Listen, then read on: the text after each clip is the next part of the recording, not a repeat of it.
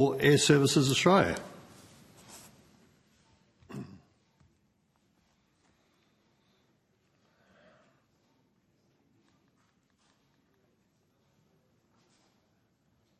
Long time no see. Must be a week, is it now?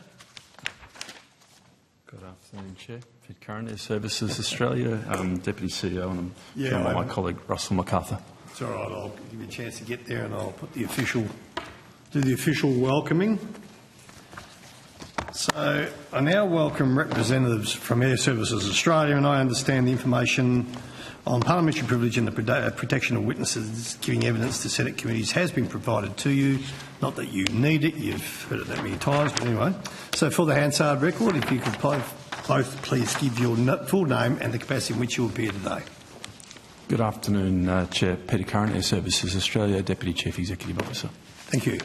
Afternoon, Chair. Russell MacArthur, Senior Policy Advisor, Government Relations, Airservices Australia. Welcome. Mr Curran, do you wish to make a brief opening statement before we go to questions? Sure, I do. I'm happy to take questions. Going to get even easier. Senator McDonald.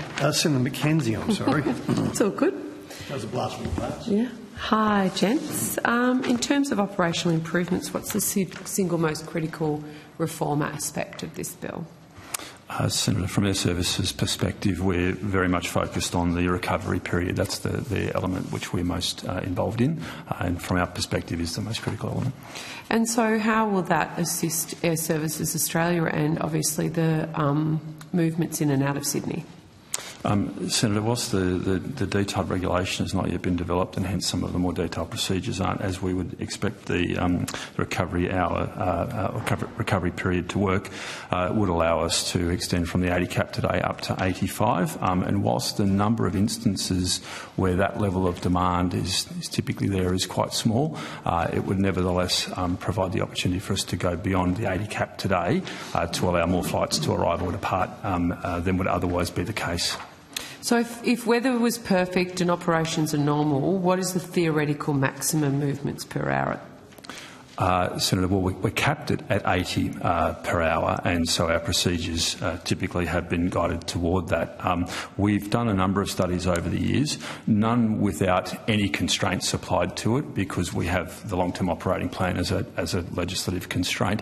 Somewhere between 85 and 87 is the best study that we've participated in, probably the most mature study, I should say, that we've participated in, which dates back to 2012, but that nevertheless was a fairly mature, holistic perspective of what Sydney Airport, we believe, could handle given runways, given taxiway configuration and given broader airport design considerations.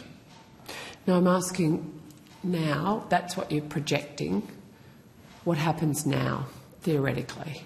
Like, if you've not, what happens now? We have a maximum arrival rate, which is between 48 and 50, and the remaining slots, air traffic control slots, are allocated to departures, and so the maximum is 50 arrivals with 30 departures. So a total movement of 80 with a maximum of 50 arrivals, 30 departures. And right. Typically 48 is what we're able to deliver at a maximum. Okay, in the so real it's not 80. We work towards 78 is the maximum that you can deliver. 78 is where we have a cap breach procedure that comes into place to ensure that we don't breach the cap. So people talk about 80, it's really it's only 78. We will go from 78 to 79, and very occasionally it could get to 80, but we ensure that we don't go over 80. Okay. So in 30 years of operation, how often have you gone over? Have you breached the cap? Senator, I have to take that on notice, but for context, I'm not aware of it since probably around 2011, that kind of time frame. It's been quite some time. We're required to publish any breach of the cap. I think on a quarterly basis we make a publication. So people earlier, there's people that would say because you've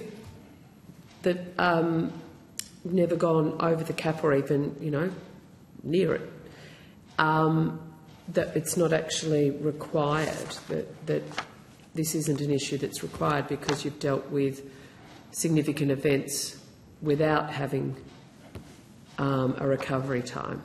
That was I think that was I hope I'm not verballing our witnesses earlier. But they were saying because we've never reached the cap or gone over the cap, that it's not necessarily required to insert a recovery period. So, Senator, it's not the case that we've never breached the cap. We have. It's just been quite some time. We've had a procedure in place to protect that. So, to some extent, it is a slightly theoretical discussion because of the scheduling that takes place today. Perhaps the best way I could answer the question is that since the period January last year, January 2023 to June, so about a 173-day period, we did some analysis. 80 movements per hour were scheduled for 19 of those hours, and 81 movements per hour were scheduled for 3 of those hours. That's about a little less than 1% of the time, and there were no hours in which more than 81 movements were scheduled. But that doesn't acknowledge the potential of a disruption and the ability to then schedule more, which is what the legislation proposes. Okay. Who's responsible for the declaration of the recovery period, and how will that be determined? There's been a lot of concern about what's going to define an event that would trigger a recovery period. So, Senator, that's being worked through with the department at the moment, so that'll come out in the regulations when they go out for consultation. They've been working collaboratively with Airservices around what a potential trigger for those might be. What's your view? Mr MacArthur, I'm assuming Airservices Australia has had a conversation with the department. It's an ongoing, collaborative, co-design process, I'm sure. Your advice would be critical. So what do you think it should look like? So, Senator, based on the analysis that we've worked through with the department, we provided them with 5 years' worth of data around movements at Sydney Airport. And based on that, we're looking at the recovery period being triggered approximately once a month for a significant disruption of the type that would actually require a catch-up of movements throughout the day. So I think there's, we heard a variety of evidence of what a significant disruption is. Someone was trying to say it's only a weather event. Then we said, well, actually, there's some other types of disruptions that can occur. Have you given any thought about how you will define a significant disruption over a disruption? Senator, it wouldn't be for us to define that. The criteria would be determined in regulation. Our understanding, based on discussions to date, is that it wouldn't be limited only to weather. It could be a significant event of a technology disruption, other major events Security, that could occur. Yep. Yes. Yep. Okay. Has Airservices Australia consulted with the public at all about the regular? Senator, we wouldn't normally be consulting on legislation. No. That's fine if it's not normal, but given you're part of the consultation process and know a lot of the players involved. How will you ensure that noise management standards are upheld during periods of increased aircraft movements? Senator, the long-term operating plan for Sydney has targets, given what Mr MacArthur has just said in relation to the likely triggering times, of the frequency which that may occur, and once a month. That's this kind of time frame. We don't envisage that would give rise to a challenge in the use of runways, where we must use different modes to have noise sharing in Sydney, after safety, of course, capacity within the cap, and environmental noise sharing considerations are the three things that drive our decision making. Okay. How will you plan to maintain a balance between safety, noise management and the increased flexibility granted by the bill? Senator, I think it's very much the answer I just gave in terms of the number of instances in which we believe it's likely to be triggered. Safety will remain our prime consideration. We continue to separate aircraft using the same separation standards, so there's no change to those elements. We will put all of these changes through our safety management system, and we've commenced that process. But there isn't. When did it go to the safety management? We've started that process. We won't complete the safety management process until we've actually got the procedures developed, and we won't have the procedures developed until we have the regulation, at least in draft, to be able to work through. So you haven't started?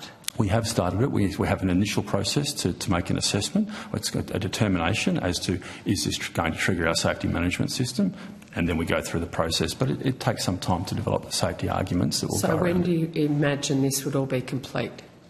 Well, it will be complete as... So the legislation will be in front of the... It's in front of the Parliament right now. You're going to have a new slot manager by April next year. We need the draft regulations to undertake our procedures so that we can then complete that work. Yes, I understand what you said. So when you get the regulation, how much time have you allowed to actually get your ship in order? So there's a number of factors we need to consider. We think it's a couple of months, about 2 to 3 months. Thank you, depending. Mr. Curran. Thank you. Yeah, so a couple of months within the regulations being signed off, you will have your own internal processes developed. We don't need to wait in series for the regulations to be signed off. Once we have a draft, we will commence work. And what we do is, once the regulations are completed, we will do a process check to ensure any changes that may have been made from when the draft was first provided to us to where it's finalised are closed out in terms of our process. Okay, so a couple of months.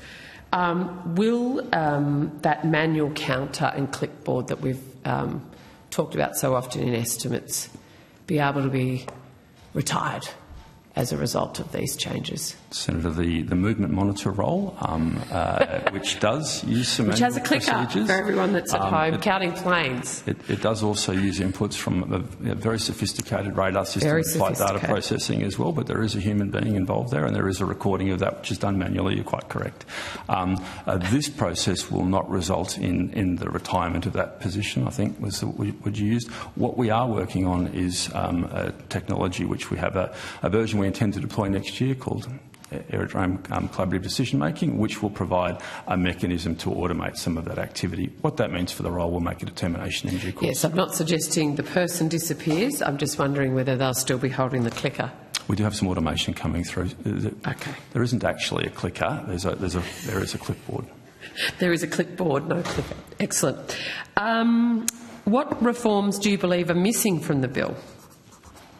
Senator, that's probably a little bit hypothetical for us. We've focused on what we are required to do as an agency with regard to what's in the bill. That was a trap for young players, that one. And do you believe the parliamentary reporting transparency piece is adequate? Senator, it is another opinion. You are right, Chair. Yes. Do you have any comments to make around the new compliance regime? Senator, I do not. No. Okay. I have no further questions for Airservices Australia. Senator Colbeck, if you have any questions for Airservices Australia? I'm good, thanks. Okay, thank you very much. Well, Mr. Curran and Mr. MacArthur, thank you very much. As I said, we only saw you last week. Take care. Thank you. And we'll see you next year.